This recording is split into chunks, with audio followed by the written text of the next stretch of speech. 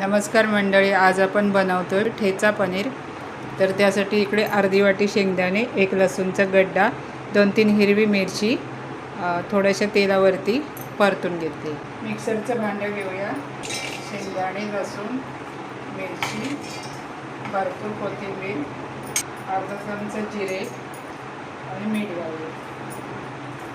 अगदी थोडंसं पाणी घालून पेस्ट बनवून घेऊया। आता ही पेस्ट पनीरच्या तुकड्यांना लावून घेऊया। आता ठेचा मी पनीरला लावून घेतला। आता आपण फ्राय करून घेऊया।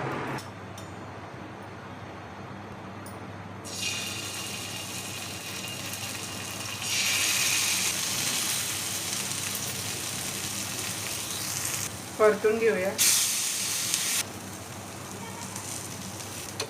प्लेटमध्ये काढून घेऊया।